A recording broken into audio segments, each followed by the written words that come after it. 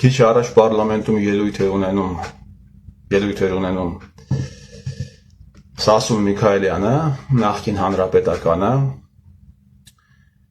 ով խոսեց մարտի 1-ից, ով խոսեց հոկտեմբերի 27-ից, երրորդ կոչվող հանրապետության խայտառակության տարբեր տարիներին տեղի ունեցած հանցագործությունների մասին խոսեց։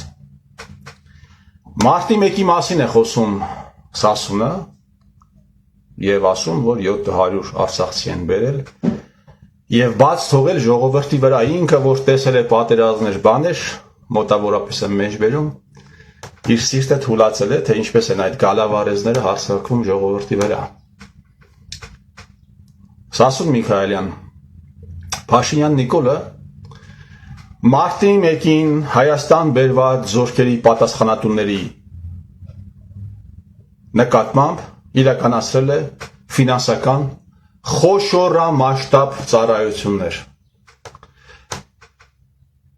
Այդ զորքերի հրամանատարները տասնյակ, 10-ից ավել միլիոն դոլարներ փոխառություններ են ունեցել, պարտքեր են ունեցել Արցախի ներդրումային հիմնադրամին, այսինքն Հայաստանի Հանրապետության կառավարությանը, Արցախի ներդրումային հիմնադրամի գումարները որտեղից էին գոյանում Սասուն Միքայելյան։ Հայաստանի Հանրապետության կառավարությունն էր ուղարկում։ Հայաստանի Հանրապետության կառավարության փողը որտեղից է գոյանում։ Հարկատուների հաշվին, չէ՞։ Այսինքն քո ասած գալավարեզների հրամանատարները ունեցել են խոշորամասշտաբ պարտքեր ՀՀ քաղաքացիների նկատմամբ, որը չեղարկվել է, ջրվել է Փաշինյան Նիկոլի կառավարման ժամանակահատվածում։ Այս հարցը 70 տարեկան մարդը սպիտակած մազերով կյանքի ճնշող մեծամասնությունը անցել է։ Այս հարցը քանի տարի է խոսում եմ սրա մասին, դու երբեք չես լսել։ Երբևէ դու հարց տվել ես Փաշինյան Նիկոլին, թե պարոն Փաշինյան Նիկոլ, դու դրանց նկատմամբ դու դրանց վերաբերյալ ինչու ես ֆինանսական ծառայություններ մատուցել, իսկ կարող է բարոյահոգեբանական ծառայություններ մատուցել։ Խոսում ես մարտի 1-ի հանցագործության մասին, առանց այս հարցը բարձրացնելու դուրս ես գալիս ազգային ժողով դրա մասին ես խոսում։ Քեզ ինչ կարելի է ասել այսքանից հետո։ Այդ քո հայտարարությունները ազգային ժողովից, այս խոսքը, այս ամենը մնալու է, չի ջնջվելու։ Այս ամենի մասին եւ դու պիտի պատասխան տաս եւ ես պիտի պատասխան տամ։ Այս խոսքի համար դու ամոթ չես անում, Միքայելյան Սասուն,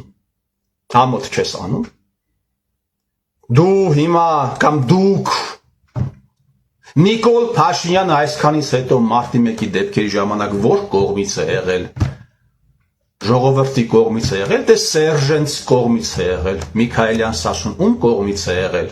Ժողովրդի կողմից էր, բայց ժողովրդի վրա կրակողների նկատմամբ ֆինանսական ծառայություն է մատուցել։ Բա ինձ ինչու չմատուցեց Միքայելյան Սասուն ֆինանսական ծառայություն։ Խոսք է գնում 10-ից ավել միլիոն դոլարի մասին է խոսք է գնում միայն 2 դրվագով։ Խոսքը վերաբերում է Օգանովսկուն, խոսքը վերաբերում է Գագիկ Սարգսյան։ Օգանովսկին պատասխանատուներից մեկն է եղել եւ Գագիկ Սարգսյանը Սպեցնազի Գագոն, ով հանգիստ հիմա շրջում է Երևանում, ինձանից էլ, քեզանից էլ եւ նա լավ են ապրում։ Այս հարցով պիտի բարձրացնի։ Ընդդիմությունը չի բարձրացնի, բնականաբար դու էլ չես բարձրացնի։ Մարտի 1-ի քաղաքական պատասխանատուների փեսեկը նույն ձեր կառավարման ժամանակահատվածում օրինակ Սերժի կրծեր փեսեն 50 միլիոն դոլար 50 միլիոն դոլար պարտք է ունեցել ներդրումային հիմնադրամին Միքայելյան Սասուն։ Հիմա դուք մարտի 1-ի ժամանակում կողմից եք։ Ժողովրդի թե Սերժի։ Դու կողմից ես եղել։ Գիտես, եթե այսպիսի ամորալություն իրեն թույլ տա, ասենք նորընծա Նիկոլականը, որ նոր է դեպուտատ դարել, մի կերպ ուզում է տեղավորվի, տաքուկ պաշտոն է տվել, միտեղ տեղավորվի, բանի, աշխատավարձ է ստանում, բայց դու կյանքդ ապրած մարդ ես, դու ամոթ չես անում, Մարտի 1-ի քաղաքական պատասխանատուներից մեկը եղել է Հովիկ Աբրահամյանը, 20 միլիոն դոլար Արցախի ներդրումային հիմնադրամին պարտք է ունեցել, այդ պարտքը փակել է, Միքայելյանս ասում, թե դուք սրա հետ կապ չունեք, եթե դուք սրա հետ կապ չունեք, դուք անմեղ սումակ եք, ոնց կապ չունեք, Սերժի Կրծեր Փեսան, Հայկ Խաչատրյանը 50 միլիոն դոլար, Արցախի ներդրումային հիմնադրամ, էլ չեմ ասում, Այն որ կողքդ մեկը նստած է, Նարեկ Կարապետյանը անուն ազգանունով, վերնագրով, օլիգարխի զարմիկը, օլիզար, այն որ հա հետը խոսում ես, շատ ջերմ հարաբերություններ ունեք եւ իրար հակառակ եք։ Դրա հորոխբերն էլ 30 միլիոն դոլար է փող ունեցել, վարկ ունեցել, բայց արդեն ոչ թե ներդրումային հիմնադրամին, այլ Արջին բանկին, որը ջրվել է քո քաղաքական ղեկավարի, արդեն քո քաղաքական ղեկավարի ստորագրությամբ։ Ու դու մարտի 1 ես խոսում, ու դու մարտի 1-ի մասին ես խոսում։ Միքայելյանս ասում, դուք գիտեք ինչ եք նման, դուք նման եք նրան, որ մերելների հաշվին փող են աշխատում, PR են լինում, ռեկլամ են լինում, ձեր բարբարով ասած։ Որտեղ մի մերել եք գնում, ռեկլամ եք անում ինքներդ ձեզ։ Հոկտեմբերի 27-ի մասին ես խոսում, այն մի կողքը դել Քոչարյան Անդրանիկն է, չէ՞ նստած։ Քոչարյան Անդրանիկը, ով առաջինն էր, որը Թավշյա ոչ բռնի խեղկատակությունից հետո քաղաքականապես արդարացրեց Սերժիկ Սարգսյանին։ Ամենայն հավանականությամբ Քոչարյան Անդրանիկը մի բան է գրել, տվել է ձեռդ, ուղարկել է ամբիոնի մոտ, որպեսզի գնաս այնտեղ առանց հասկանալու կարծես, որ Լիտվինենկոն, ռուսները մարտի 1-ը սարքեցին, էս արեցին, են արեցին, էլ կարդում ես, ոչ թե մարտի 1-ը հոկտեմբերի 27-ի մասին է խոսքը։ Մերելտուն, Հարստիկտուն, Լիտվինենկոն, Քոչարյան Անդրանիկն է ասում, մի հատ էլ ամենայն հավանականությամբ, շատ կզարմանամ, եթե իմանամ, որ այդ թուղթը ինքը չէր տվել քեզ, որ դու գնայր այնտեղից կարդայր։ Նայիրի Հունանյան, Նիկոլ Փաշինյան կապի վերաբերյալ, տեղեկությունների վերաբերյալ դու տեղյակ չես, այդպիսի բան չկա, Նայիրի Հունանյանը կապ չունեցել, Նիկոլ Փաշինյանի հետ բացարձակապես։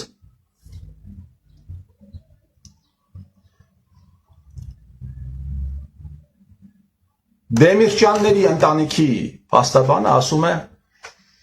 ինչ է ասում է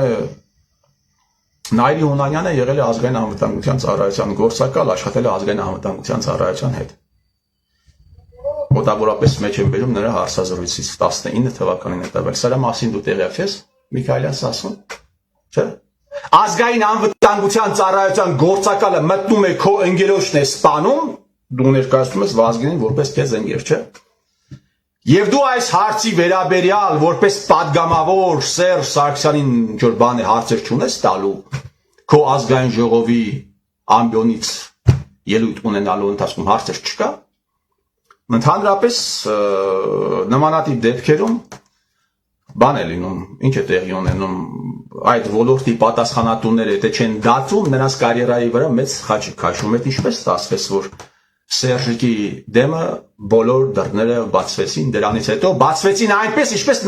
Նայիրի Հունանյանի դեմն էին դռները բացվում։ Կալաշնիկովով մարդը քայլում է եւ նրա դիմացը բոլոր դռները բացվում են։ Հետո պարզվում է ազգային անվտանգության ծառայության գործակալ է Միքայելյան Սասուն, ինչպես օրինակ Արարատ Միրզոյանը, ինչպես ձեր թիմակիցներից շատերը, եւ դու ոչ մի հարց չունես։ Այս պրիզմայով չես նայում, չէ՞ տեղի ունեցածին, Լիտվինենկոն այսպիսի բան է ասել, ասում է Քոչարյան Անդրանիկը, 8 տարի իշխանության եք, 8 տարի դուք իշխանության եք, ցմաներից, Միքայելյանս ասում, ցմա դատապարտվածներից, բազմաթիվ պրեցեդենտներ կա, որ ցմա դատապարտվածներից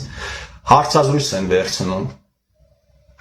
կազմակերպեք թող Նայիրի Հունանյանը հարցազրույց տա, Ինչու չեք կազմակերպում։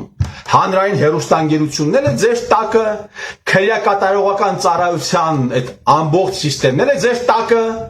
Նայիրի Հունանյանն էլ կարծես թե, չէ՞, իշքան գիտեք չի մահացել, դուք այդպիսի տեղեկություն չկա։ Կազմակերպեք թող Նայիրի Հունանյանը հարցազրույց տա, իմ կարծիքով լիքը հետաքրքիր բաներ կպատմի հանրությանը, ինչու չեք կազմակերպում։ Կազմակերպեք Միքայելյան Սասուն։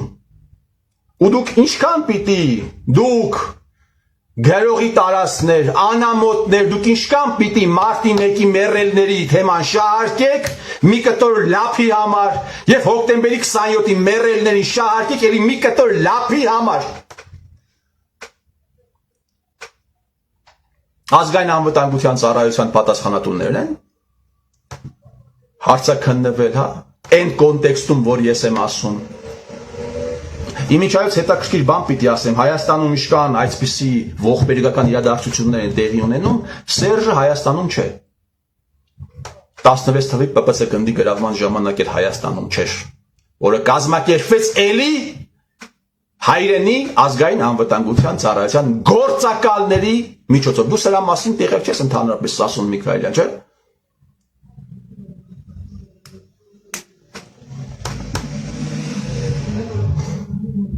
30 տարի անցած դեպքերի վերաբերյալ դուք պահում եք տվել եք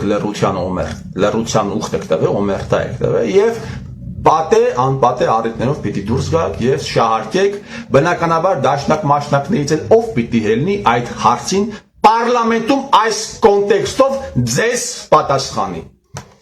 դաշնակ մաշնակները պիտի դուրս գան ասեն սա քաղաքական հետապնդում է նա է Մեր ղեկավարը սուրբ անձնավորություն է, նա այդ ամեն ինչ աշխատել է հալալ քրտինքով, հալալ քրտինքով է աշխատել։ Այսպես պիտի պատասխանեն ձեզ, որպեսզի դուք էլ ձեզ մոտիվ տան ժամանակակից հայերենով ասած հելնելու դրած մեջքին։ Չէ՞, Միքայելյան Սասուն։ Ինչքան դու հանրապետական կուսակցության անդամ ես եղել, ես կարծում եմ մինչև հիմա էլ հանրապետական կուսակցության անդամ ես։ Ես կարծում եմ մինչև հիմա էլ Սերժը քեզ համար բացառիկ հեղինակություն է։ Մինչև հիմա, բայց այս ամենը բացահայտվելու է։ Այս ամենը բացահայտվելու է։ Ես իմ ասացի համար ես իմ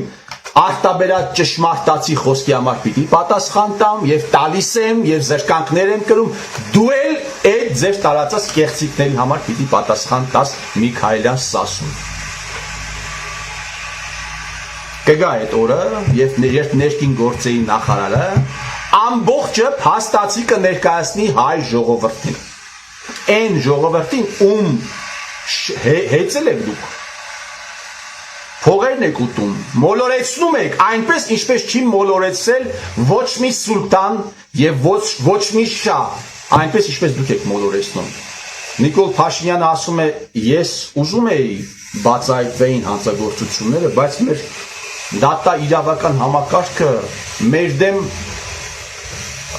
դավադրություններ է անում, ասում է 10 րոպե, ասում է շնորհակալ եմ համակարգին Այդ նույն համակարգին համ շնորհակալ է, համ դավադրություններ է կազմակերպում, անմեղսունակ, միայն անմեղսունակը կարող է 10-15 րոպեների ընթացքում այսպիսի հակասական մտքեր արտահայտի եւ երկու միտքն էլ փորձի հիմնավորել։ Եվ դուք ենթարկվում եք սրան, Միքայելյան Սասուն։ Դու ենթարկվում ես սրան։ Դու ոնց գետինը չես մտնում։ Ոնց դու գետինը չեք մտնում։